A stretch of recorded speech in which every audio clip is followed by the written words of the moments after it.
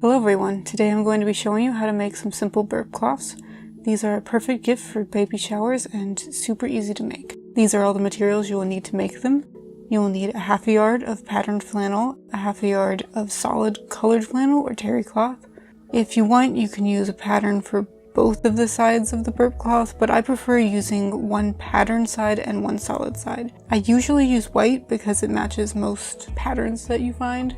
You will need something to mark your fabric with. I tend to use a ballpoint pen a lot. You can also use chalk or tailor's wax. The tailor's wax is really good because it is easy to see and it's hard to accidentally rub off. Chalk works really well, especially if you're making temporary lines.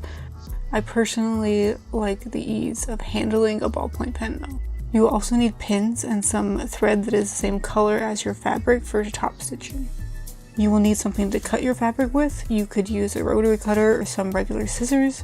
Also, I always like to have some snips for cutting threads while you're sewing. You will also need a sewing machine. I will be using a serger for part of it, but it is not necessary because you can just use the zigzag stitch on your sewing machine instead. The first thing that I like to do is make a pattern piece or a template. I used just some large black paper that I had and taped it together to make it large enough. I just started by making an 18 by 13 rectangle, and then I used a plate, or you could also just use a large roll of tape or anything that has a circular base to make a nice curved edge. After finishing the pattern, the next step is cutting out the fabric. So I've laid out my fabric. Half a yard is wide enough to cut 2 of the pattern pieces, but because I am planning to make a set of multiple patterns, I have just laid my fabric out flat to cut out 1 pattern piece. I've already pre-washed my fabrics because the snuggle flannel I'm using tends to shrink, and I don't want it to shrink after I've finished sewing up the whole piece, since the fabric pieces could shrink at different rates and that will make the piece look warped. Next, make sure you have your fabric straight and take your pattern and lay it down parallel to the selvage edge. Once you have positioned your pattern piece where you would like it on the pattern of your fabric, you can just use whatever you like to mark out the pattern pieces. Just go around the edges outlining it. For this pattern, because it is very simple, I'm just using my hands to weigh it down, but normally you would either pin down your pattern piece to the fabric or you would use weights. Also, because this is a simple pattern, I have not made any notch marks to match up the pieces. If you wanted, you could add them to the corners or midway mark on the sides. After making sure you've got a good line around it, remove the pattern piece. On the camera you might not be able to see it, but I can clearly see the line. I'm going to be using a rotary cutter, and because I'm using this, I have my fabric on a cutting mat. If you like using rotary cutters, I highly recommend getting a large cutting mat. I am using one that is 36 by 24 right now, but I also have a 36 by 59 one for my larger projects. I got mine at Joann's, and I recommend waiting for a good coupon or a sale. At least wait for 50% off, but I got mine the 60% off, I think. The next step is to start cutting out your fabric along the line you have made. When using a rotary cutter, especially for the first time, please cut away from your fingers or your other body parts. It is very easy to hurt yourself with one of these. Whenever I'm using my rotary cutter, there are often these little stray pieces of thread that don't quite get cut the first time around. I just try to pull apart the fabric to see where that is and go back over it a second time.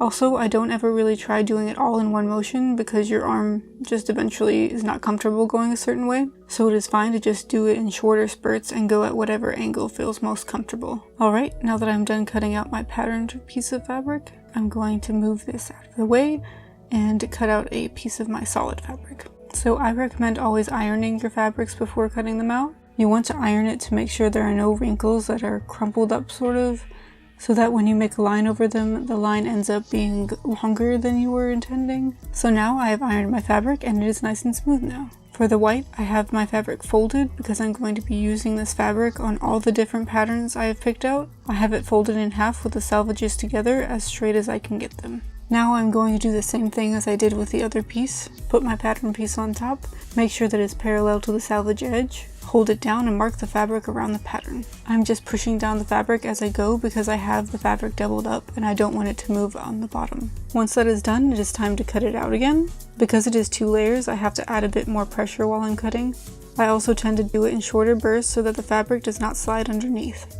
You don't have to worry about your cut line being jagged because in the end all of it will be on the inside of your piece where you can't see it.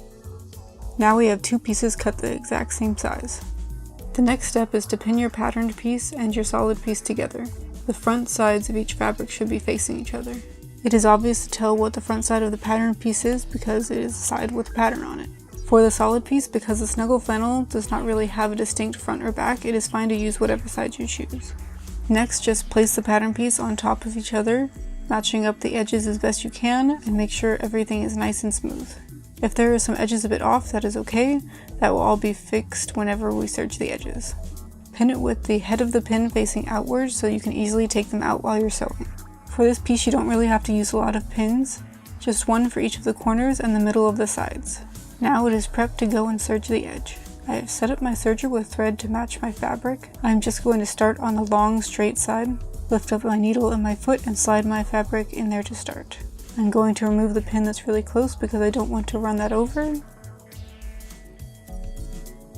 I like to go a bit past the edge so it cuts off about 1 millimeter's worth of the fabric, just to make sure it straightens everything out. So if you had any jagged edges, that would cut them off. I'm going slowly around the corners, occasionally lifting up my foot and repositioning the fabric. Be sure that you're taking the pins as you go. Flatten and straighten out your fabric along the way as well so it doesn't get all bunched up.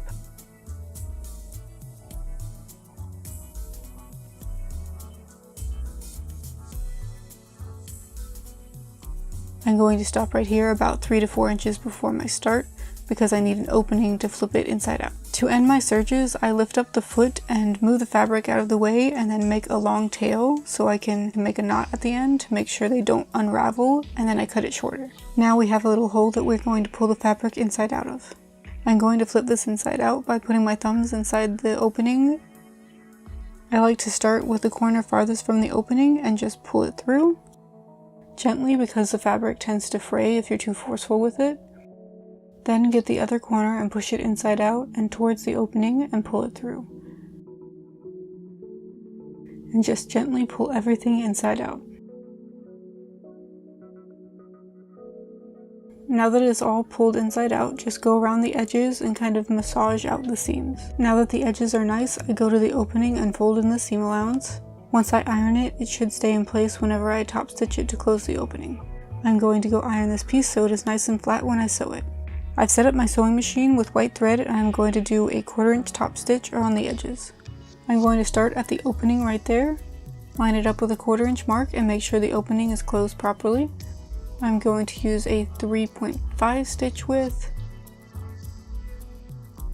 I'm going to just stop right here to make sure it's properly sewn closed. I'm just guiding my fabric along, trying not to push or pull it.